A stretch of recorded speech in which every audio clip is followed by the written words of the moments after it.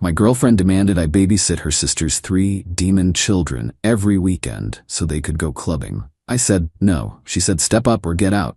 So I got out, and then I, 29, got hit with the ultimatum 3 weeks ago on a Thursday night.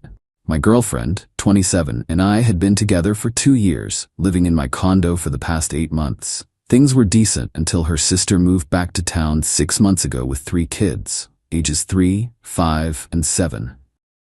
Let me be clear about these kids. I'm not exaggerating when I say they're feral. The 7-year-old threw a remote at my TV last time they visited, cracked the screen $380 to replace. The 5-year-old colors on walls. The 3-year-old screams. Constantly. Just screams for the joy of it. Her sister doesn't discipline them. At all. Says she's gentle parenting, which apparently means letting them destroy everything while she scrolls TikTok. The demand came out of nowhere. We were watching TV when my girlfriend turned to me, dead serious. So my sister needs you to watch the kids every Saturday and Sunday. What? She and her boyfriend want to go clubbing on weekends, get their social life back. The kids cramp their style. I actually laughed, thought she was joking. I'm serious, you're off weekends. You're just sitting around anyway. I'm sitting around in my own place because I work 50 hours a week and need downtime. It's only 2 days. Step up, be a man, help family. They're not my family, we're not even engaged. Her face went cold. So that's how you see us? Not family? That's not what I said. I said I'm not babysitting 3 kids who destroy my stuff every weekend so your sister can go party. She needs this. She's a single mom who's been through hell. She has a boyfriend who apparently also wants to go clubbing instead of watching his girlfriend's kids. He's not their dad. He shouldn't have to. But I should. I'm not even their uncle. She stood up, hands on hips. Here came the ultimatum. You need to decide what kind of man you want to be. The kind who steps up and helps, or the kind who's selfish. If you can't do this one thing for me, for my family, then maybe you need to reevaluate if you're ready for a real relationship. I stared at her. This woman I'd been with for 2 years, who'd moved into my place rent-free because she was saving for a business, who drove my old car because hers died and she couldn't afford payments, who I'd just helped pay $1,200 in credit card debt for last month. Let me get this straight.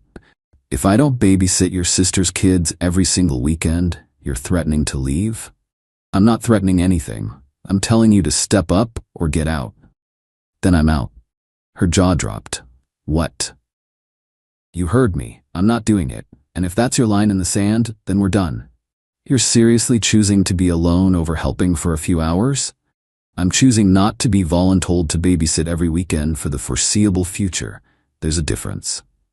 She grabbed her phone, started texting furiously. You're gonna regret this. Cool, start packing your stuff. You've got till Sunday. I went to the bedroom, locked the door. Heard her on the phone immediately, presumably with her sister, voice getting louder and more hysterical. Whatever. I was done. Update 1: the weekend was a nightmare. Not because I regretted my decision, I didn't, but because of the sheer entitlement that followed.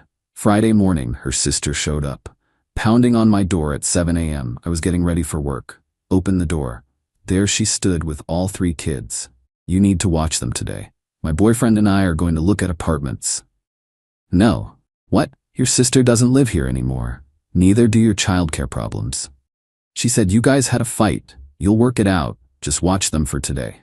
Not happening. Goodbye. I tried to close the door. She stuck her foot in it. Are you serious right now? What kind of person refuses to help?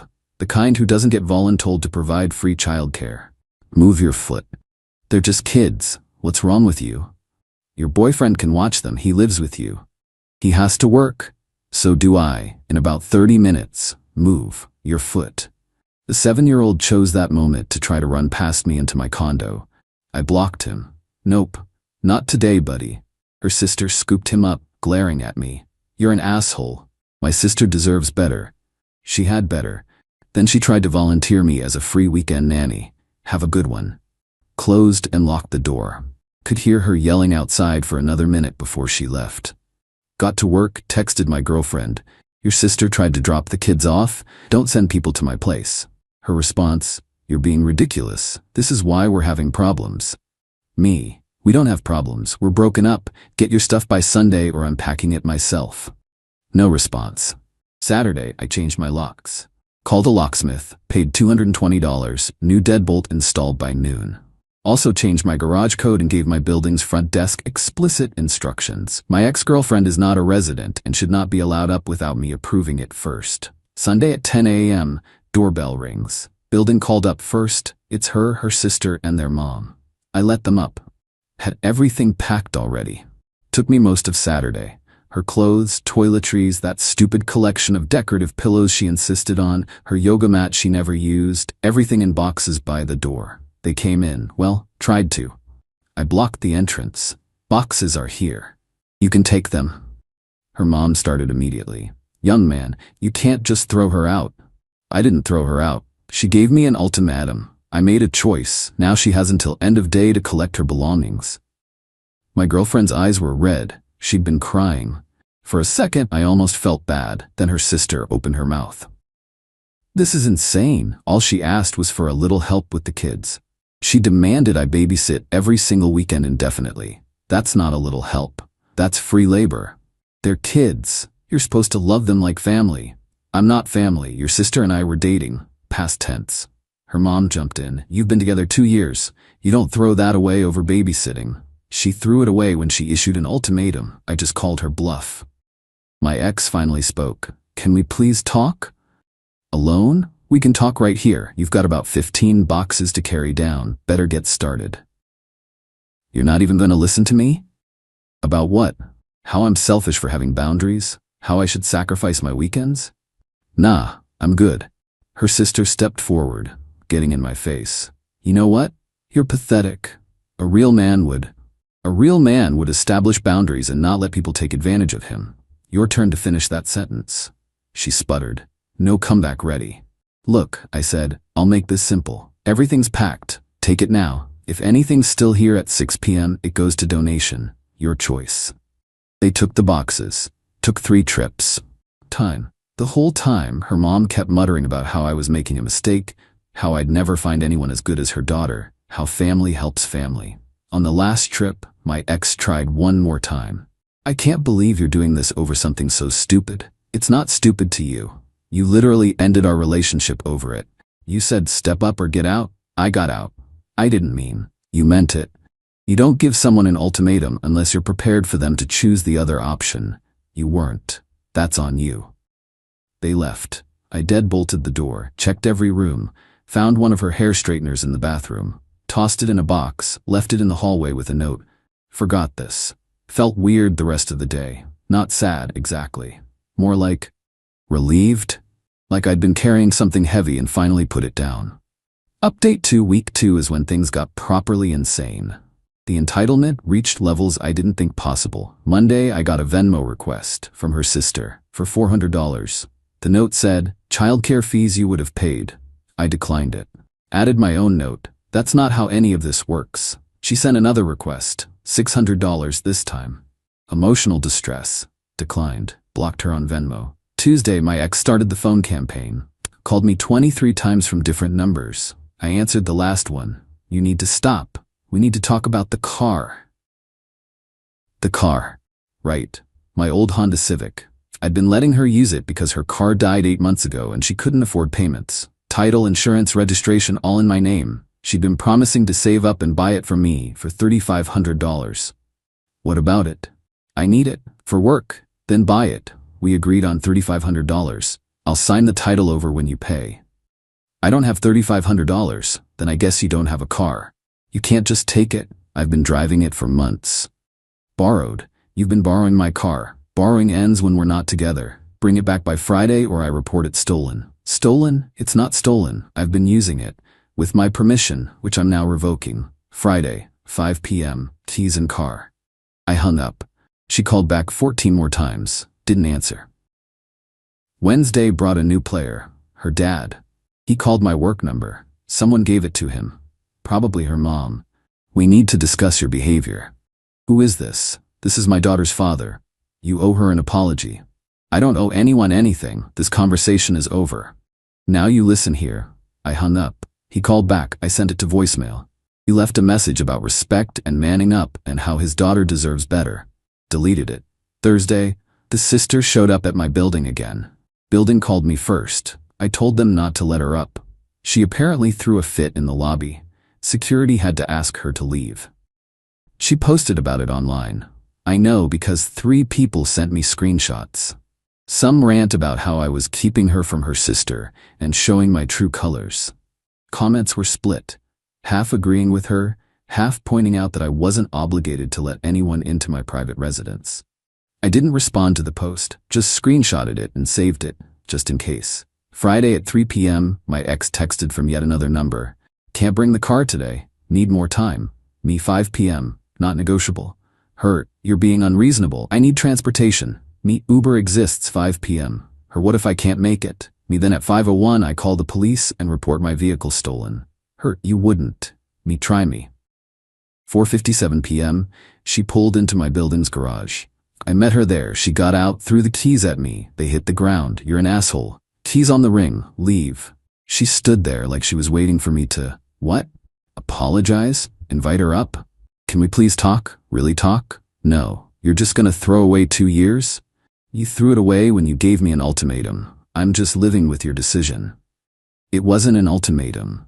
I just needed you to step up or get out. Your exact words. I got out. She started crying. Real tears this time, not the manipulative kind. I miss you. I miss us. Can't we work this out? Work what out? You want me to babysit every weekend. I don't. That's not something you compromise on. Maybe just some weekends? No weekends. 0 weekends. I'm not free childcare for your sister's lifestyle choices. She needs help. Then she should ask her boyfriend or your parents or hire a babysitter, not volunteer her sister's boyfriend. Ex-boyfriend, she said quietly. Right. Ex, because you made a choice. Now live with it. I got in the car, started it. She stood there in my rearview mirror, crying, drove away, felt nothing. That's when I knew it was really over. Update 3, final. 3 weeks out. Time for the resolution. The harassment continued for a few more days. Her mom called twice more, getting increasingly hostile, threatened to talk to my boss about my character. I told her if she contacted my workplace, I'd file a harassment report. She hung up. Her sister tried a different approach, showed up at my regular coffee shop on Saturday morning. I don't know how she knew I'd be there. Probably my ex told her. She sat down across from me without asking. We need to talk. We don't. You ruined my sister's life. Your sister's life is her own responsibility. I'm not part of it anymore. She's depressed, barely eating. This is your fault. She gave me an ultimatum. I chose. Actions have consequences. You could fix this. Just apologize. For what? Having boundaries. For being selfish. I looked at her. Really looked. She looked exhausted, hair messy, dark circles under her eyes. Where are your kids right now? My boyfriend's watching them. Why? So he can watch them on Saturday mornings. Interesting. She blinked. What? You said he shouldn't have to watch them because he's not their dad. But here we are. Saturday morning. He's watching them. That's different. How? Because we live together. And I didn't live with them. See the difference? You volunteered someone else's time without asking. That's not how this works. You're twisting things. I'm pointing out the obvious. You wanted free childcare? I said no. The end. My sister loved you. Your sister loved the idea of a boyfriend who'd babysit every weekend. When I didn't perform that function, the ultimatum came out. That's not love. She left after that. Didn't say anything else. Just got up and walked out. The next major development came from an unexpected source. Her younger brother. He reached out via email. Hey man, just wanted to say sorry for how my family's been acting. My sister, your ex, told me the whole story, including the parts she left out when complaining to mom and dad. The ultimatum thing was messed up, and volunteering you for babysitting duty every weekend? Yeah, no. My other sister, the one with kids, pulls this stuff with everyone. She's entitled as hell. Anyway, you dodged a bullet. Good luck. I appreciated that. Responded with a simple, thanks for reaching out. But the real conclusion came 2 days ago. I was at the grocery store when I ran into her. My ex, she was with some guy.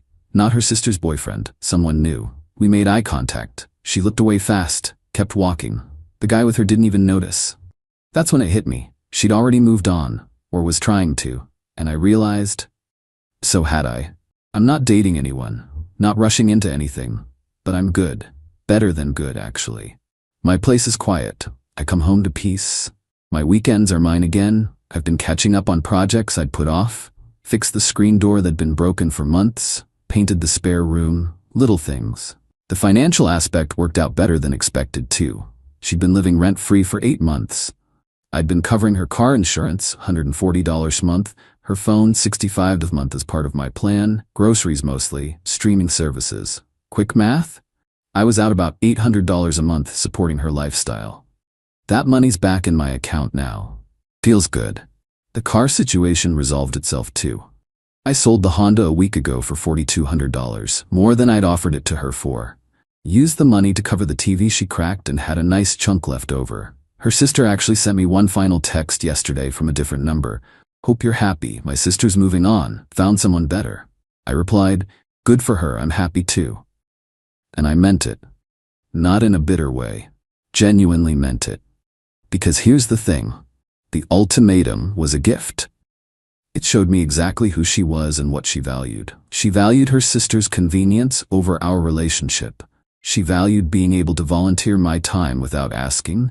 She valued the appearance of having a helpful boyfriend over actually having a partner. And when I didn't perform that role, when I had the audacity to say no to being free weekend childcare, the mask came off. The entitlement wasn't just her. It was the whole family system. Sister expecting everyone to accommodate her lifestyle. Mom backing her up. Dad calling my work.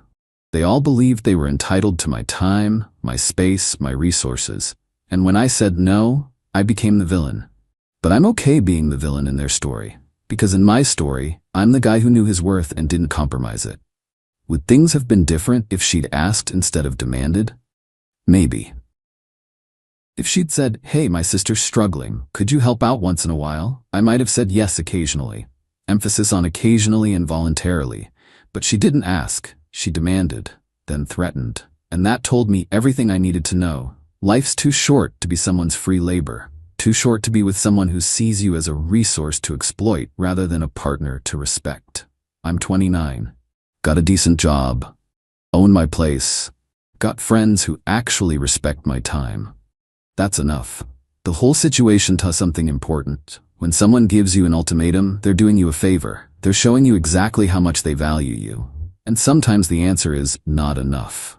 My ex wanted someone who'd step up and sacrifice his weekends indefinitely for her sister's convenience. I wanted a partner who respected my boundaries and didn't volunteer my time without asking. Those two things were incompatible. The ultimatum just made it clear. She got out. And honestly, so did I. Haven't heard from any of them in 4 days now. I think they finally got the message, or maybe they found their next target. Either way, not my problem. I'm sleeping better, eating better, actually enjoying my weekends again, caught up with some friends I'd been neglecting, started a new book, normal stuff. And you know what? It's nice. Really nice. So to anyone dealing with similar situations, trust your gut. If someone tries to volunteer you for major ongoing commitments without asking, that's a red flag. If they respond to your boundary with an ultimatum, that's a bigger red flag. If they get their family involved to pressure you, that's the whole dang flag factory. You're allowed to say no. You're allowed to have boundaries. You're allowed to walk away from ultimatums. And if that makes you the bad guy in their story, so be it. Better to be the bad guy in someone else's story than the doormat in your own. End of update. End of situation. On to better things.